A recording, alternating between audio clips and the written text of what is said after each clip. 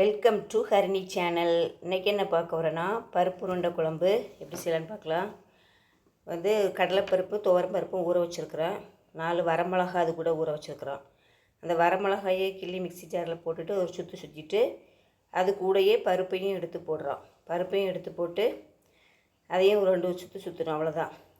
சின்ன வெங்காயம் இதுக்கு கட் பண்ணி வச்சுருக்கிறேன், தோல் உரித்து சின்ன வெங்காயம். இந்த குழம்புக்கு சின்ன வெங்காயம் தான் சேர்க்கணும். சின்ன வெங்காயம் ஒரு 100 கிராம் உரித்து வச்சுருக்கிறேன். பூண்டு ஒரு 10 பல் பூண்டு, புளி கொஞ்சம் ஊற வச்சுருக்கணும். அப்புறம் தக்காளி 1, தேங்காய் அரைச்சி ஊற்றுறதுக்கு கொஞ்சம் தேங்காய். இப்போ பாருங்கள், அரைச்சிட்டோம். அரைச்சது கூட வெங்காயம் போடுறோம். சின்ன வெங்காயம் கட் பண்ணி வச்சுருந்தோமா, அது போட்டோம். அப்புறம் கொஞ்சம் உப்பு போட்டுட்டு பெருங்காயப்பொடி போடணும். உப்பு போடுறோம்.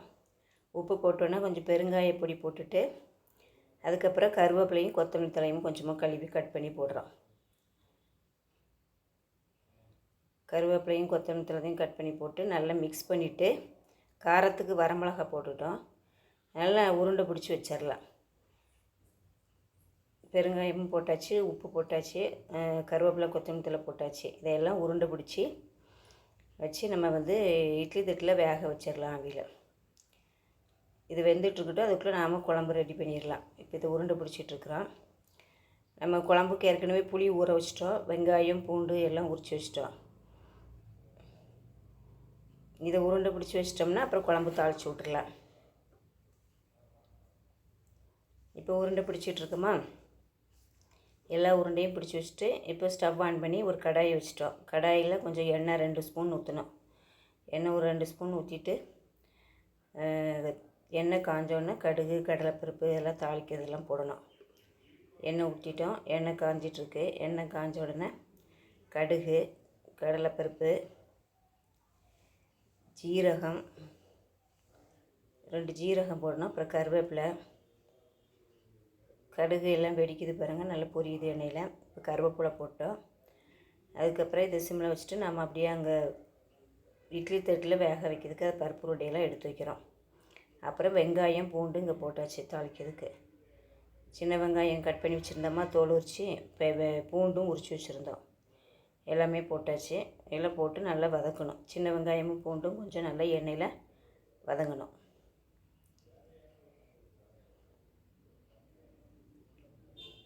சின்ன வெங்காயமும் பூண்டும் எண்ணெயில் கொஞ்சம் நல்லா வதங்கின உடனே ஒரே ஒரு தக்காளி தேவை. இதுக்கு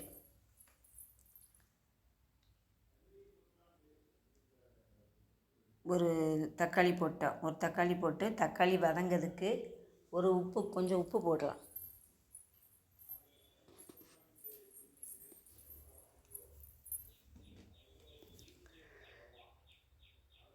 தக்காளி போட்டு உப்பு போட்டு நல்லா தக்காளி வதங்கிருச்சு. இப்போ இதுக்கு தேவையான மசாலாத்தூள் மஞ்சள் தூள் மிளகாத்தூள் போட்டுடலாம். மிளகாத்தூள் ஒரு 2 ஸ்பூன் போட்டுட்டு மஞ்சத்தூள் போட்டுட்டு மிளகாத்தூள் 2 ஸ்பூனு மஞ்சத்தூள் போட்டு நல்லா அது பச்சை வாசனை போது எண்ணெயில் வதங்கிட்டு அப்புறம் புளியை கரைச்சி ஊற்றிடலாம்.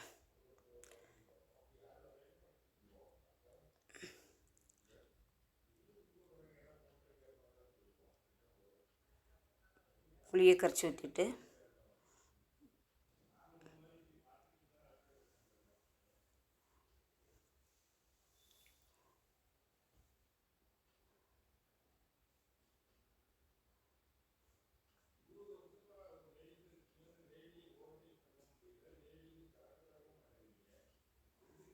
இந்த முட்டைக்கோசு பொரியலுக்கு தாளிக்கிறதுக்கு நம்ம ஸ்டவ் ஆன் பண்ணி கடாயை வச்சு கொஞ்சம் எண்ணெய் ஊற்றி கடுகு கடலைப்பருப்பு வெங்காயம் கருவேப்பிலை எல்லாம் போட்டு நல்லா தாளித்து விட்டுட்டு கோஸை நறுக்கி வச்சுருக்குறோம். அது கோஸை போட்டு எண்ணெயில் கொஞ்சம் கிண்டிட்டு அப்புறம் தண்ணி தொளித்து மூடி வச்சிடலாம்.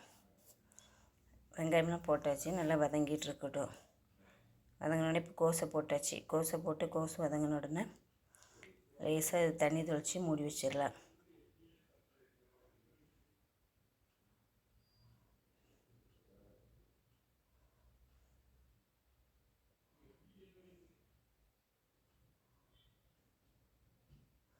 மூடி வச்சிட்டோம். இங்கே குழம்பு நல்லா கொதிச்சு வந்தோடனே வேக வச்ச அந்த பருப்பு உருண்டைகளெல்லாம் உள்ளே போட்டாச்சு. குழம்புல வேக வச்ச பருப்பு உருண்டைகளெல்லாம் குழம்புல போட்டு தேவையான உப்பு தேங்காய் அரைச்சி ஊற்றிருக்கோம். அவ்வளோதான். தேங்காய் அரைச்சி ஊற்றிட்டு உப்பு போட்டு நல்லா குழம்பு கொதிக்குது. இது கொதித்து எண்ணெய் பிரிஞ்சு வந்தோன்னா நம்ம இறக்கிடலாம். அவ்வளோதான், குழம்பு ரெடி ஆயிடும். ரொம்ப டேஸ்ட்டாக இருந்தது. எல்லோரும் செஞ்சு பாருங்கள். பருப்பு உருண்டை குழம்பு ஈஸியாக செஞ்சிடலாம்.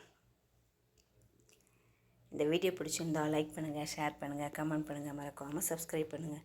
வேக வச்சு எடுத்ததுனால பருப்பு உருண்டை உடையாமல் நல்லாவே இருந்தது.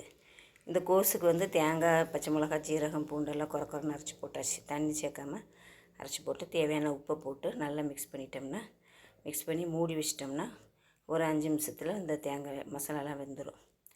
அப்புறம் நம்ம இறக்கிடலாம். கோஸ் பொரியல் ரெடி. இன்றைக்கி பருப்பு உருண்டை குழம்பும் கோஸ் பொரியலும் ரெடி ஆயிடுச்சு. எல்லோரும் வாங்க சாப்பிட்லாம்.